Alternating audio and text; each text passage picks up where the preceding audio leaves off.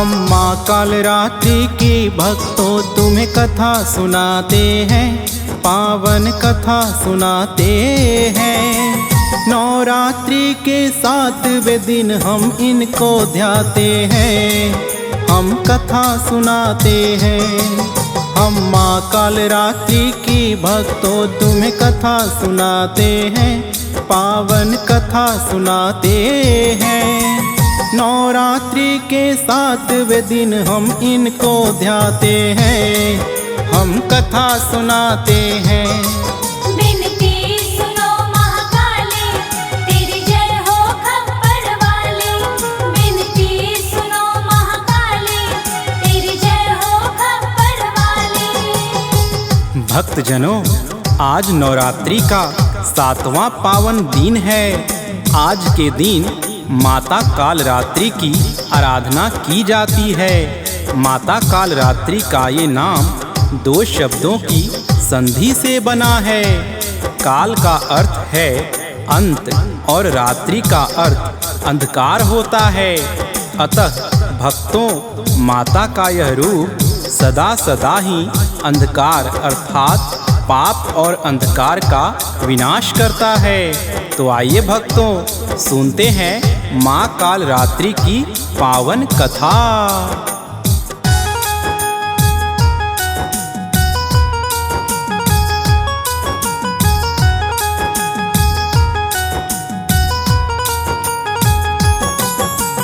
देखने में यूं रूप तो माँ का लगता है विकराल। काली रात की जैसे रूप है और बिखरे हुए बाल। नेत्र है इनके जैसे दहकते हुए अंगारे हैं।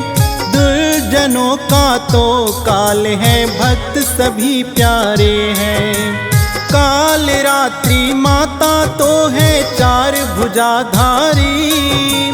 गले में विद्युत माल है और करती है गधर्व सवारी। एक हाथ में इनके एक लोहे का कांटा है। दूजे हाथ में देखो माँ ने लिया गड़ासा है। दानव दल जिसे देखते ही भक्तों डर जाते हैं, पावन कथा सुनाते हैं। नवरात्रि के 7वें दिन हम इनको ध्याते हैं, हम कथा सुनाते हैं। विनती सुनो महाकाली, तेरी जय हो खप्पर वाली। विनती सुनो महाकाली, तेरी जय हो खप्पर वाली। भक्तजनों, माता कालरात्रि का रूप देखने में भले ही विकराल हो, लेकिन भक्तों का हमेशा भला करने वाली हैं। इसीलिए तो इन्हें शुंभकारी के नाम से भी जाना जाता है। माता कालरात्रि का यह अवतार शुंभ निशुंभ और रक्त बीज जैसे दानवों को मारने के लिए हुआ था। तो चलिए भक्तों, सुनते हैं उनके अवतार की पावन कथा।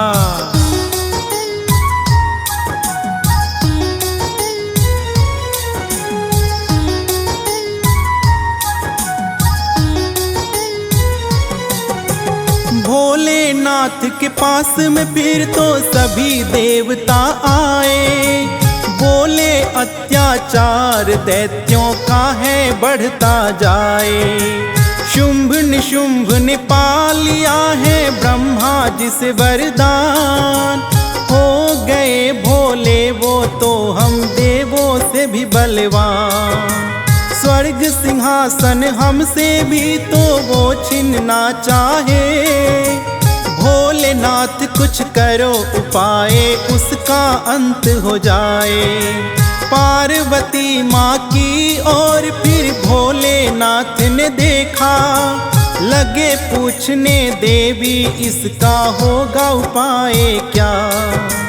विपदा में ही देवता पास हमारे आते हैं, पावन कथा सुनाते हैं। नवरात्रि के 7वें दिन हम इनको ध्याते हैं, हम कथा सुनाते हैं। विनती सुनो महाकाली,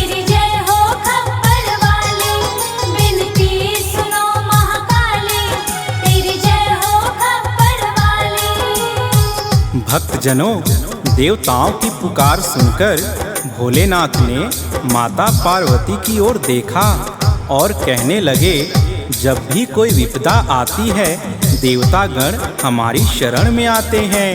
शुंभ निशुंभ ने तीनों लोक में बड़ा ही आतंक मचा रखा है। आप कोई उपाय करें जिससे शुंभ निशुंभ के अत्याचारों का अंत हो और देवता तथा ऋषि मुनि भय से मुक्त हो जाएं।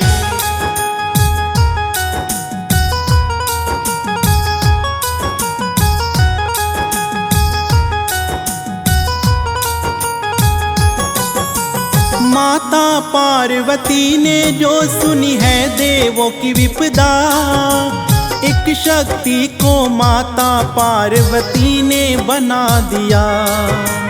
कन्या रूप बनाकर जो पर्वत पर बैठ गई, एक दिन विचरण करते करते आया निशुंभ वहीं। देखा उसने कन्या अकेले लगी तपस्या करने, उन्हें देख के पाप आ गया पापी निशुंभ के मन में। आकर बोला, हे कन्या तुम चलो साथ मेरे भाई की बन अर्धांगिनी हो जाओ वारे न्यारे। तीनों लोकों में शक्तिशाली जाने जाते हैं, पावन कथा सुनाते हैं। नवरात्रि के 7वें दिन हम इनको ध्याते हैं, हम कथा सुनाते हैं। विनती सुनो महाकाली, तेरी जय हो खप्पर वाली। विनती सुनो महाकाली, तेरी जय हो खप्पर वाली। प्रिय भक्तजनों, इस प्रकार निशुंभ ने माता द्वारा बनाई गई उस शक्ति को अनेक प्रकार के प्रलोभन दिए और अपने साथ चलने को कहा। माता को यह सुनकर बड़ा ही क्रोध आया। माता ने उससे कहा, यदि तुमको अपनी शक्ति पर इतना ही अभिमान है तो मुझे युद्ध में हराकर यहाँ से ले जाओ। यदि तुम मुझे युद्ध में हरा दोगे तो मैं तुम्हारे साथ चलने को तैयार हूँ।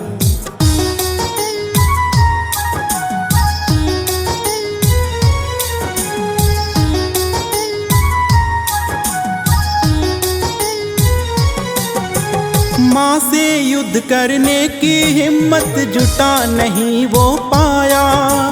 खाली हाथ वो लौट के अपने भाई के पास है आया। आकर शुंभ को उसने सारी बात बताई है। सुनकर शुंभ ने अपनी दानव सेना बुलाई है। सेनापति को शुंभ ने फिर तो आदेश है दिया, उसका हरण तुम करके लाओ, कौन है वो कन्या। दानव सेना जब माता का हरण है करने आई, शुंभ निशुंभ की सेना माँ ने पल में मार गिराई। जान बचा कर कुछ दानव तो भाग ही जाते हैं, पावन कथा सुनाते हैं। नवरात्रि के 7वें दिन हम इनको ध्याते हैं, हम कथा सुनाते हैं। विनती सुनो महाकाली, तेरी जय हो खप्पर वाली। विनती सुनो महाकाली, तेरी जय हो खप्पर वाली। भक्तजनों, इस प्रकार माँ ने शुंभ निशुंभ की अधिकतम सेना को मार गिराया। तब शुंभ और निशुंभ और भी अधिक सेना लेकर माता से युद्ध करने के लिए आए। शुंभ और निशुंभ का एक दैत्य सेनापति बड़ा ही मायावी था, जिसका नाम रक्तबीज है। सबसे पहले उसने अपनी सैनिकों सहित माँ से युद्ध करने आया।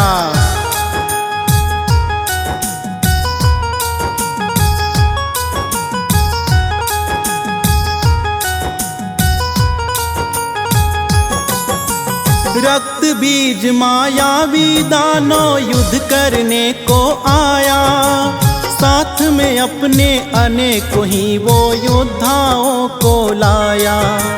एक साथ मिलकर आक्रमण माता पे किया है, माँ ने अपने धनुष बाण से निष्फल कर दिया है। जितने भी दानव थे माँ ने सबको मार गिराया, रक्त बीज पर फिर तो माँ ने त्रिशूल है चलाया। रक्त बीज का जितना रक्त भी धरती पे गिरा है, रक्त के हर एक बूंद से एक रक्त बीज बना है। जितने को मारे उससे अधिक बन जाते हैं, पावन कथा सुनाते हैं। नवरात्रि के 7वें दिन हम इनको ध्याते हैं, हम कथा सुनाते हैं।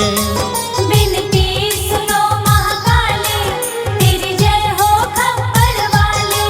बिनती सुनो महाकाली, तेरी जय हो खप्पर वाली।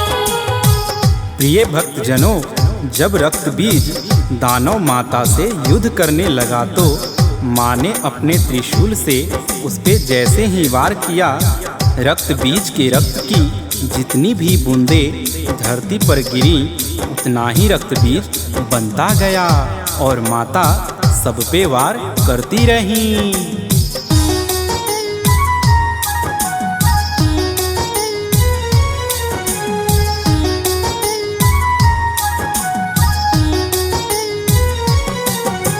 माता समझ गई है अब तो रक्त बीज की माया, रक्त गिरा जो धरा पे उससे दानव बन के आया।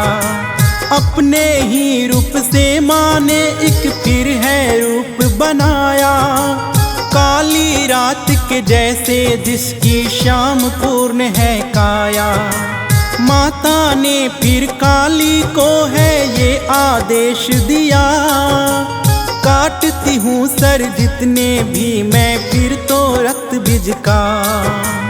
एक बूंद भी देखो काली धरा पे नहीं गिरे, रक्त पान तुम करती जाना तब ये पाप मरे। जितना रक्त गिरे उतने रक्त बीज बन जाते हैं, पावन कथा सुनाते हैं। नवरात्रि के 7वें दिन हम इनको ध्याते हैं, हम कथा सुनाते हैं। बिनती सुनो महाकाली, तेरी जय हो खप्पर वाली। बिनती सुनो महाकाली, तेरी जय हो खप्पर वाली। भक्तजनों, माँ ने अपने ही रूप से दूसरे रूप का निर्माण किया, उन्हीं का नाम कालरात्रि था। उन्होंने माता काली को आज्ञा दिया कि रक्त बीज का जितना रक्त धरती पर गिरता है उतने ही रक्त बीज बनते जाते हैं। अतः मैं जितने भी रक्त बीजों का सर काटती हूँ, तुम उन सब का रक्तपान करना, ताकि इसकी रक्त की बूंदें धरती पर ना गिरे, रक्त बीज ना बन पाए।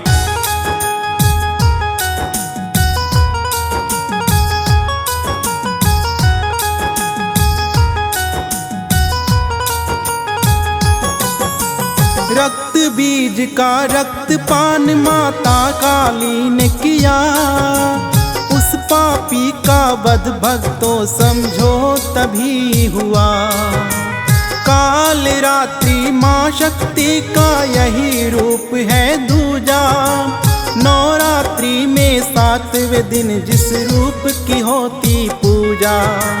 चंड मुंड का वध भी यही माता करने वाली है, इन्हें ही रण चंडी कहते और कहते काली है।